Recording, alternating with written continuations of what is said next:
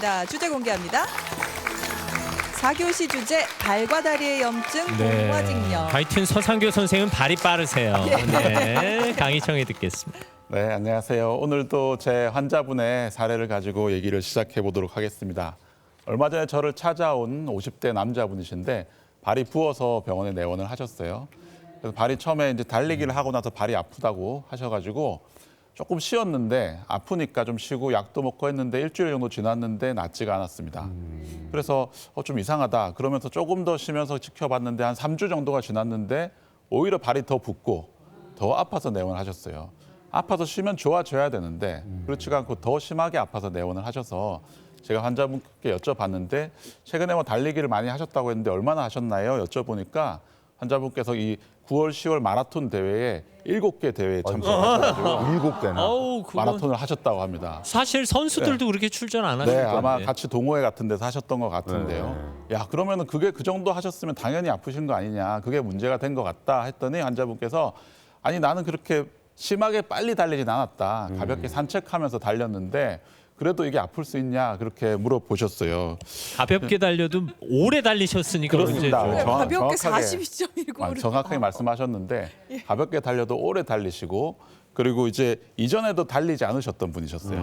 그러니까 1년 동안 계속 이렇게 열심히 하시던 분이 아니고 9월, 10월에 이렇게 마라톤 대회 많으니까 내가 상 한번 받아봐야지 이러면서 또 나가봐가지고 네, 그러다 보니까 증상이 심하게 생겨서 내원하셨고 이분은 결국 오늘 말씀드릴 봉화직염 진단을 받으시고 그리고 약을 항생제를 1, 2주 정도 드시고 좋아지셨습니다. 지금 10월, 11월이 딱 달리기 좋은 날씨고 마라톤 대회도 많이 하고 지금도 남아있는 대회가 있다고 하고요. 그리고 이제 등산 같은 것도 많이 하게 되는데 역시나 이런 운동을 많이 하시는 게 좋지만 또 이런 운동들이 너무 과하게 되면 발에 심각한 문제가 생길 수도 있고요. 우리가 자주 말씀드렸던 인대 손상, 뭐 골절, 피로골절 이런 것들은 어떻게 보면 발의 조직에 관절에 직접적으로 영향을 주는 것인데 봉화직염은 많이 생기는데도 불구하고 이게 감염이거든요. 완전히 다른 종류의 질환이고 많이 생기는데 아프면 이 감염이 발에 생긴다?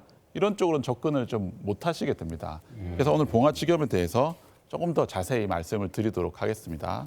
봉화직염이라고 하는 것은 이 벌집 모양으로 넓게 퍼지는 피부 조직에 넓게 퍼지는 화농성 염증이라고 합니다. 봉화라는 게 봉자가 벌봉자고요. 와가 이제 움집와라는 뜻으로 이제 벌집이라는 뜻이 벌집 모양이라는 뜻이 봉화입니다. 화농성이라고 하는 것은 이제 이 균에 감염이 됐다는 것이 화농성이라는 것이거든요. 봉화직염은 이 균이 피부를 침투해서 감염을 되게 되는 것인데 보통 스타필로코쿠스라고 하는 포도상 규균 또 스트랩토코쿠스라고 하는 연쇄알균이라는 균이 원래 피부에 있을 때는 정상적인 균입니다. 우리 피부에 균이 다 정상적으로 그런 상재균으로 있는데 그것이 피부가 손상이 되고 피부가 약해지면 피하 조직으로 침투를 해서 퍼지면서 감염이 생기는 것이거든요. 우리가 이제 건강보험 심사평가원 이 통계에 따르면 2010년도에 99만 명, 약 100만 명 정도의 환자분들이 이제 치료를 받으셨고요. 약 11년 뒤인 최근 2021년에는 120만 명으로 약 20% 정도 환자분이 증가하고 있어요. 생각보다 꽤 많으시네요. 생각보다 굉장히 많고 또 진단을 못 받고 그냥 조금 약한 경우는 넘어가는 분도 아마 꽤 있으실 겁니다. 이렇게 많이 생김에도 불구하고 우리가 이걸 잘 모르기 때문에 그냥 파스 붙이거나 그다음에 뭐 무좀약 바르거나 이런 분들도 있거든요. 이 운동 선수들이 많이 생기는데 프로 축구 선수 이제 박주영 선수 예전에 2010년 전쯤에 이제 이 봉화직염 때문에 치료를 받느라고 이 경기 출전을 좀 못한 적도 있고 우리 프로야구 투수 이승호 선수도 봉화직염 이 선수들뿐만 아니라 전문적인 이런 이 프로 선수들도 봉화직염이 잘 생깁니다. 운동량이 많고 또 쓸리고 상처가 생기면 감염이 잘 생기기 때문에 우리 일반인들뿐만 아니라 운동을 많이 하시는 분들도 이런 일이 발생이 될 수가 있습니다. 이 봉화직염이 생기는 가장 큰 원인은 가장 큰 문제는 우리가 잘 모르는 것도 있고 초기에 별다른 증상이 없어요. 증상이 없고 그래서 아까 말씀드린 대로 파스 붙이거나 피부가 약간 벗겨지니까 이게 무좀인가 하고 무좀약 바르시거나 그러면서 보통 관절에 생기는 문제는 쉬면 점점 좋아져야 되는데 감염이 생기면 아무것도 치료를 안 하고 가만히 있으면 점점 심해지거든요. 그게 문제가 되는 것이고 이게 방치를 하는 경우에는 피부 아래층에 염증이 퍼지면서 조직이 좀 붉어지고 또 발적도 생기고 또 심한 경우는 열도 나고요. 조직이 단단하게 이제 굳어버리기도 하고 또 물집이나 고름 같은 게 생기는 경우가 있기 때문에 이런 경우에는 좀 추가적인 치료가 필요하니까 초기에 빨리 발견을 해서 치료를 잘 받는 것이 중요한데요. 저희 병원을 방문하신 환자분의 사진과 MRI를 한번 보도록 하겠습니다. 이분이 사실은 좀 초기 단계였어요. 초기 단계인데 발이 이렇게 내원하시는 분들이 많을 겁니다. 많습니다. 왼쪽 그림을 보시면 발이 좀 불그스름하게 가운데 이제 네. 약간 진한 부분이 있고 옆으로 좀 퍼지는 느낌이 좀 드시죠. 이게 초창기에 내원을 하셨는데 이런 분이 치료를 잘 못 받고 가만히 또 다른 치료를 받으시면 저게 점점 퍼져서 발목까지 올라가기도 하고 부종도 많이 생기기도 하고 오른쪽 MRI 보시면 이게 피로골절 예전에 말씀드린 피로골절하고 구분을 좀 해야 네. 되는데 MRI를 찍어보면 좀 정확하게 알 수가 있습니다. MRI 보시면 뼈는 깨끗하게 이제 색깔 변화 없이 이제 정상적인 상태고 피로골절이 아니라는 말이죠. 예. 뼈 위에 있는 피부 조직이 좀 하얗게 좀 진하게 좀 두툼해져 있는 부분이 저것이 MRI의 이제 봉화지겸 소견이라고 할 수 있겠습니다. 이분은 항생제 치료를 빨리 받으시고 추가적인 조치 없이 마무리가 되셨지만 예. 또 감염이 발등까지 퍼져나가는 경우에는 전신 감염이 생길 수도 있고 피부가 안 좋아지면 나중에 피부 이식을 할 수도 있고 또 뭐 드물긴 하지만 폐혈증 같은 전신 감염이 생기는 경우에는 큰 문제가 발생할 수 있기 때문에 초기에 이제 치료가 필요한데 아니 저 정도면 그냥 피부 염증 정도로 생각할 수 있겠어요. 그렇습니다. 이분도 그렇게 말씀하셨어요. 이게 별로 심하지 않아 보이고 또 내가 뭐 등산을 가볍게 했을 뿐인데 이게 왜 생겼냐 억울하다. 저한테 그렇게 말씀하셨는데 억울하실 수 있겠네요. 실제로 등산을 하다 보면 이게 발에 상처가 생기거나 풀이나 뭐 이런 데 맞아요. 비거나 예. 상처가 생기면 그런 상처를 통해서 감염이 생길 수가 있고 또 벌레 같은 데 물리면 네. 또 물집도 생기고 발적이 생기면서 감염이 생길 수가 있습니다. 오. 봉화지겸이 잘 생길 수 있는 그런 위험군이 있어요.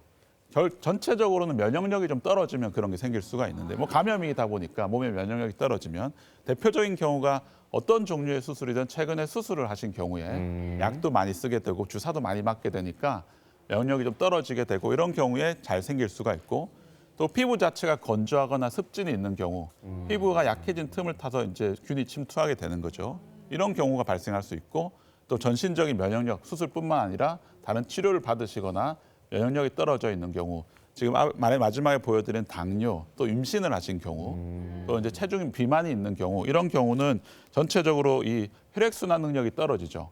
우리가 감염이 생기면 우리 몸이 자연적으로 감염 부위에 혈액을 많이 공급을 하게 됩니다. 그게 이제 감염을 조절하는 면역세포를 많이 공급을 하게 되는데 그런 혈액순환이 원활하지 않은 분들은 그런 공급력이 떨어지다 보니까 우리가 균과 싸울 수 있는 그런 능력이 좀 약한 것이죠. 특히나 당뇨가 있는 분들은 이런 봉화지겸을 굉장히 조심해야 됩니다. 당뇨는 감각도 좀 떨어지고 그래서 상처 생긴 것도 잘 모르게 되고요.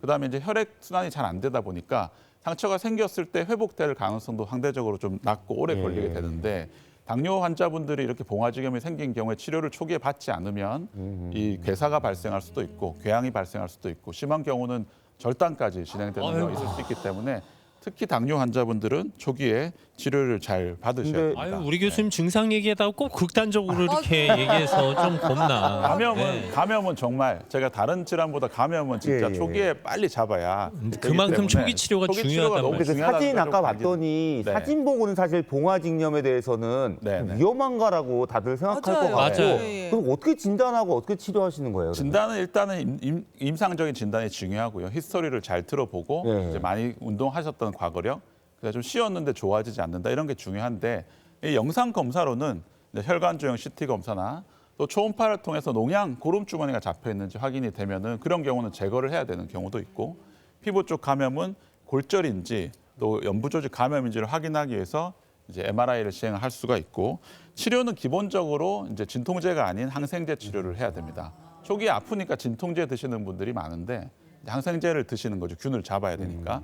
항생제 치료는 보통은 아까 같은 환자분들 같은 경우는 1, 2주 정도 보통 복용하는 약 정도로 쓰시면 되고 심한 경우는 주사용 정맥 주사 항생제를 쓰면서 조절을 하면 되니까 말씀드린 대로 초기에 치료를 잘 하면 특별하게 문제가 안 생기는데 초기 치료를 좀 잘 못하게 되면 놓치게 되면 수술적으로 제거를 해야 되는 경우도 발생할 수 있기 때문에 무엇보다 빨리 확인하고 감염과 외상 이 두 개를 구분해서 감염인 경우에 치료를 빨리 시행하는 것이 중요한데 물론 생기고 나서 치료하는 것도 중요하지만 항상 강조드리는 게 예방이 중요하죠. 특히 뭐 계속 반복적으로 앞서 교수님들께서 말씀하셨듯이 과도한 운동을 좀 자제하는 것이 좋고 안 하던 운동을 갑자기 하는 것도 또 안 좋습니다.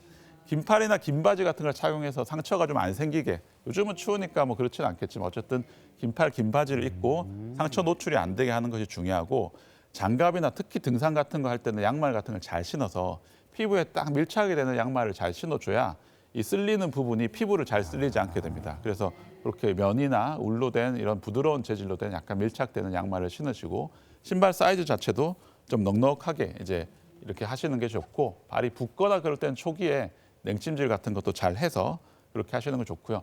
이게 뭐 아주 표준적인 치료는 아니지만 피부 상태가 너무 약해서 상처가 이렇게 봉화지겸이 정강이 같은 데 생긴 분들은 운동을 하면 반복적으로 생기는 경우가 많거든요. 예방적으로 항생제를 드시는 경우도 있습니다. 이런 분들은 많이 운동을 하고 조금 안 좋아질 것 같으면 미리 항생제를 좀 복용하는 것도 괜찮은 방법입니다. 네. 오늘 강연을 마무리하도록 하겠습니다. 봉화지겸은 처음 들어보시는 분들도 있고 또 모르고 지나가시는 분들도 많은데, 이렇게 이제 잘 모르지만 이 감염과 이런 외상은 완전히 다른 트랙이고, 아까 자료를 보셨지만 발생 빈도가 굉장히 높습니다. 그렇기 때문에 오늘 한번 들어보시면 이게 나중에 발에 꼭 쉰다고 좋아지지 않으면, 씌웠는데 좀 좋아지면 봉화지겸 가능성이 좀 떨어지지만 씌웠는데도 계속 부종이 커지고 발적이 심하게 생긴다. 그러면 이게 혹시 감염이 아닐까, 빨리 좀 병원을 방문하셔도 치료를 하는 것도 중요하게 생각을 해봐야 될 것 같습니다. 역시 무리한 운동은 금물이라는 뜻이기도 맞습니다. 합니다.